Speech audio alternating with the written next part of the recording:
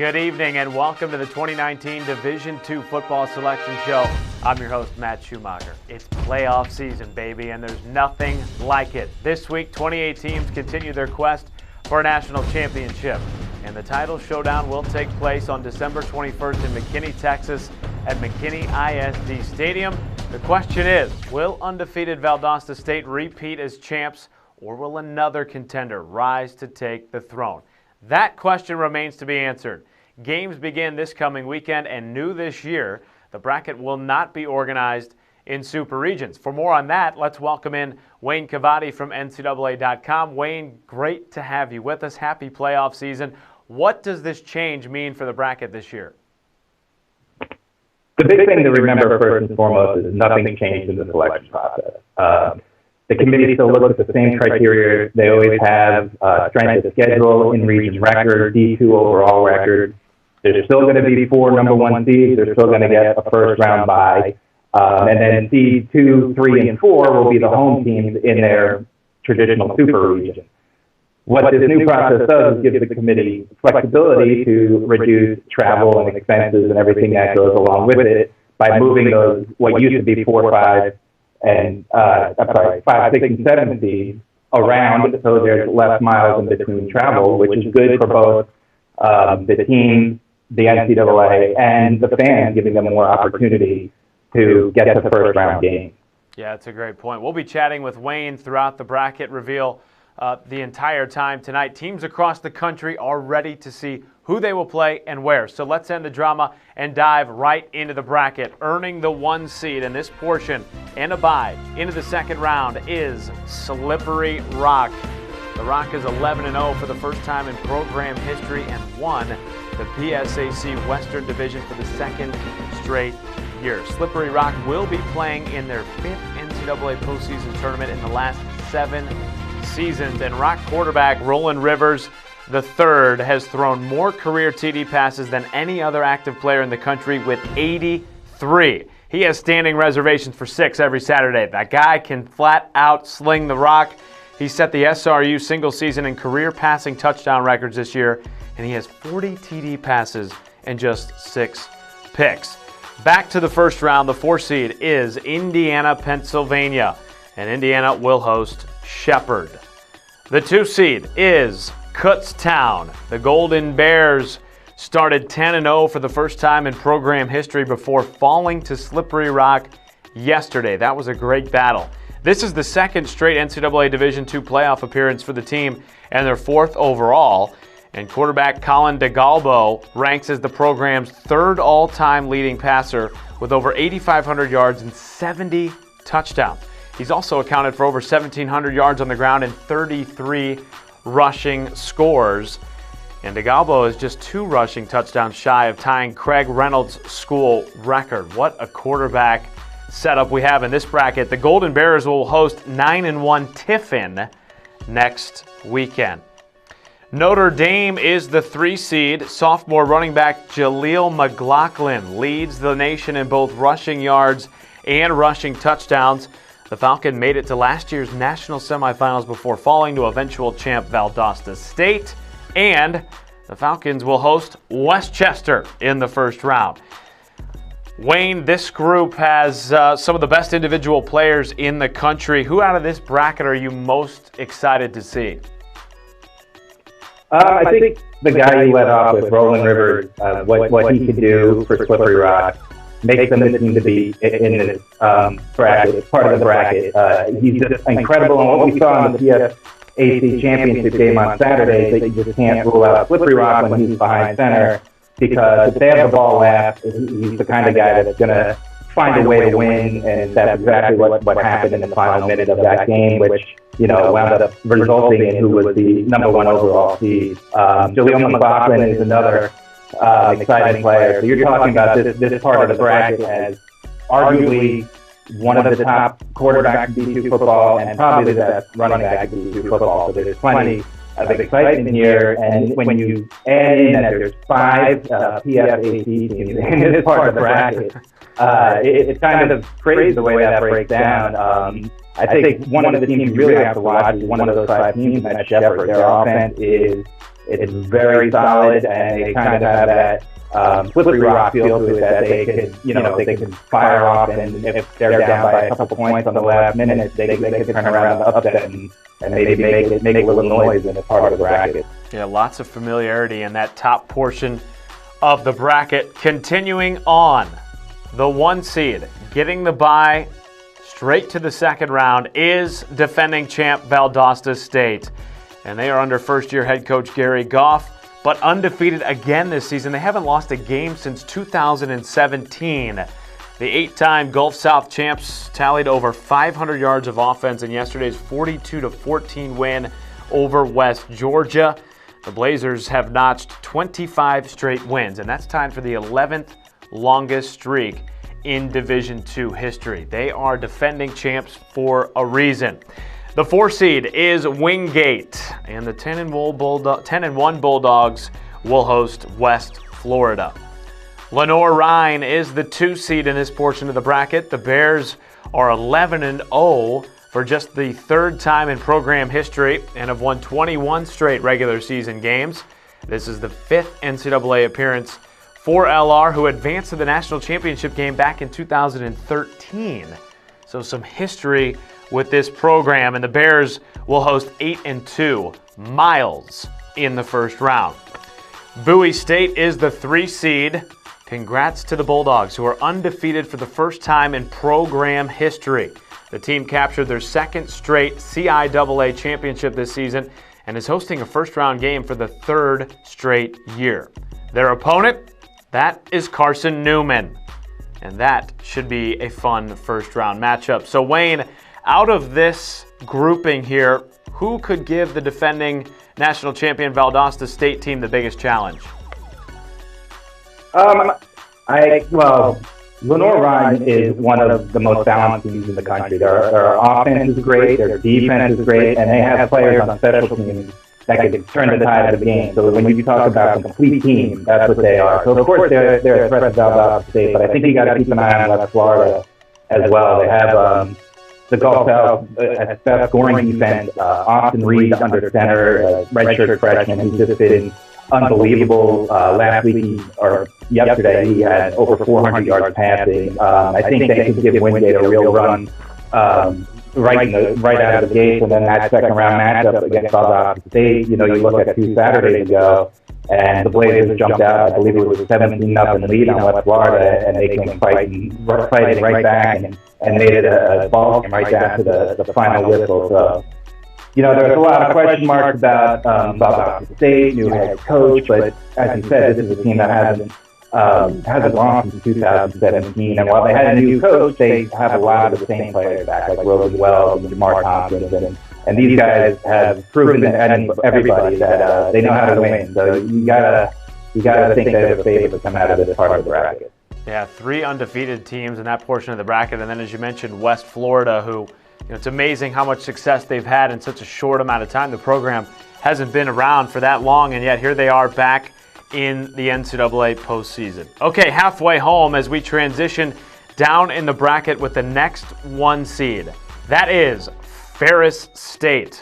Last year's runner-up is making its 6th straight NCAA playoff appearance and captured a 2nd straight GLIAC championship this season. The Bulldogs have reached the national quarterfinals each of the past 3 years. And Ferris State's 70-8 record in the past 5 seasons is the best in Division II football. They are a solid club. Central Missouri gets the 4 seed. This season, quarterback Brooke Bowles set the UCM single-season game records for passing yards and touchdowns. He can flat out air it out. And this is the 4th overall appearance in the playoff for the Mules. They will host University of Indianapolis. This is the Greyhounds' 3rd consecutive trip to the playoffs, a program first. UIndy ranks 2nd in Division II in turnovers lost with just 7 giveaways on the season.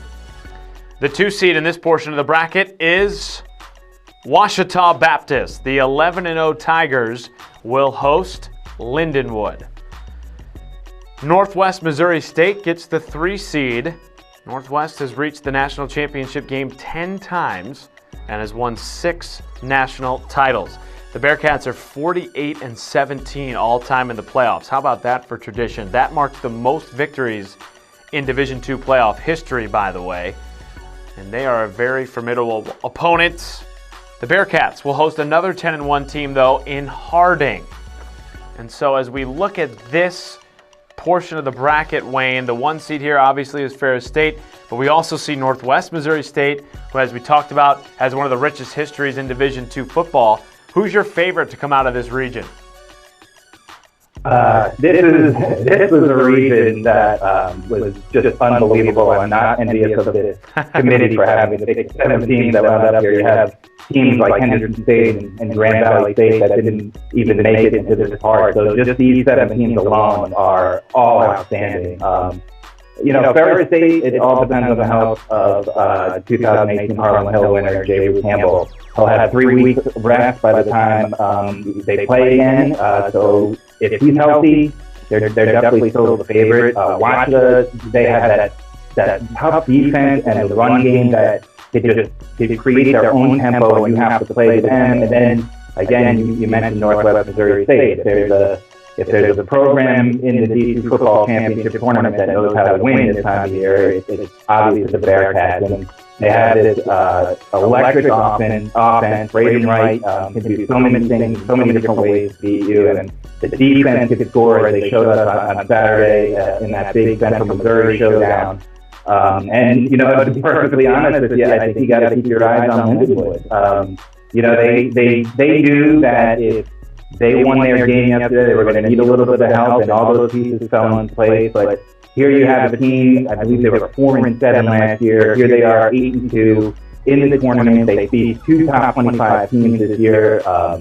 Cade Brister, their quarterback, has this offense controlling the game and playing the way they want to play. And that could be a very intriguing first-round matchup to keep your eye on. 3 teams out of the state of Missouri in this portion of the bracket. Okay, moving down, the final 1 seed to unveil on tonight's show is Minnesota State. The 11-0 Mavericks have gone undefeated in 6 of the last 8 seasons.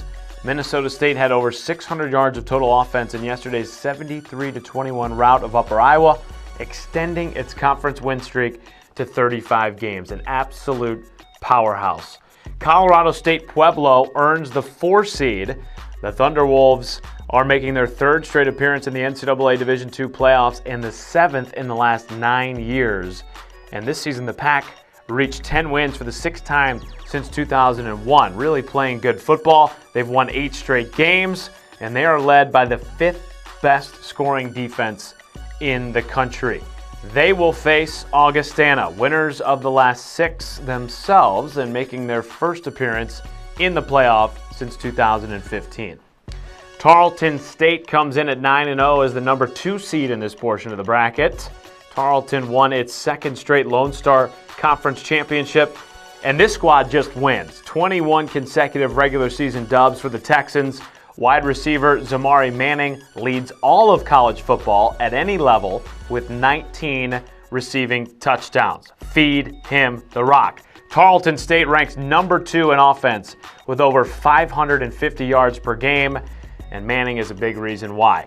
Texas A&M Commerce will try to hand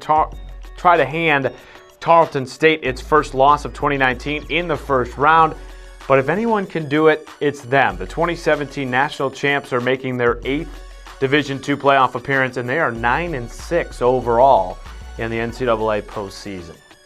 The 3 seed in this pod is undefeated Colorado School of Mines. The RMAC champs are coming off a 70-28 win over Chadron State to secure a perfect 11-0 record for just the 2nd time in program history. The other time was all the way back in 2004.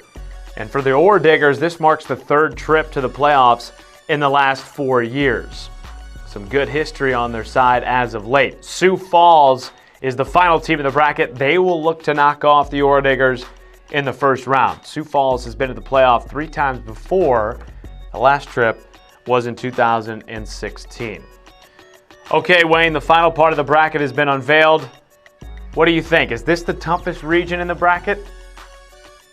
It's not easy. You certainly have a 1A and 1B seed in Minnesota State and Tarleton State. That selection, that was probably so difficult. It probably came down to the strength of schedule and D2 games played. You see a little bit of the new bracket format in play here. You can see a couple South Dakota teams get to travel to Colorado as opposed to having to make the trek to Texas. So that's interesting to see that take place. The Tarleton State Texas A&M Commerce game in the first round.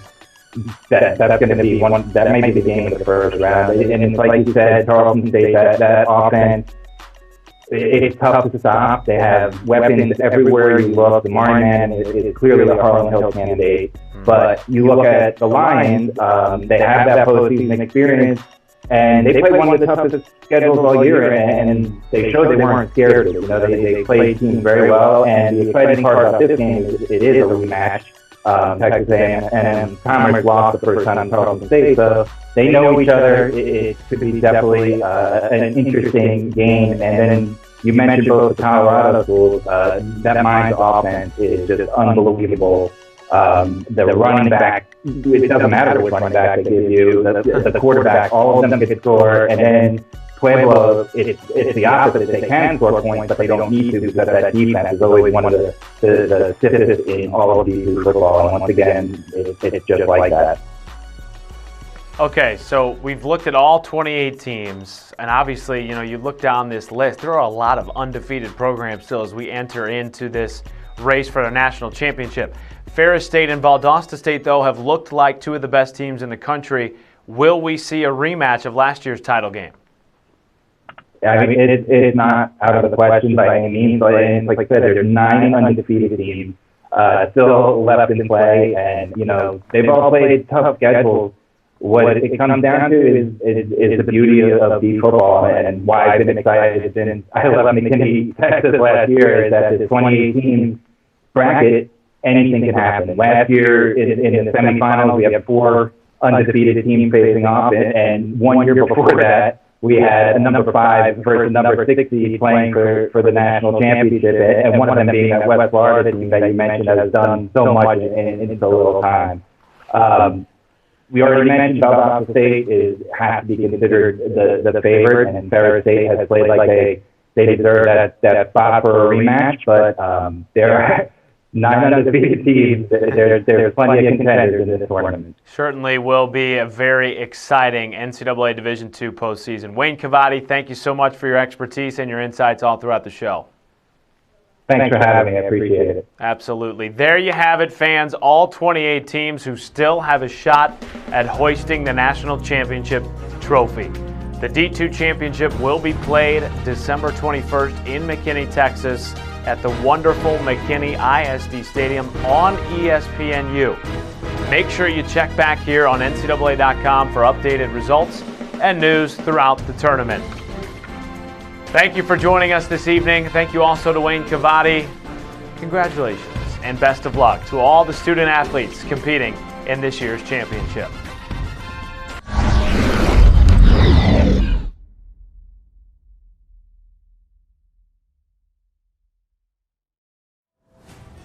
Unmatched passion, unrelenting power.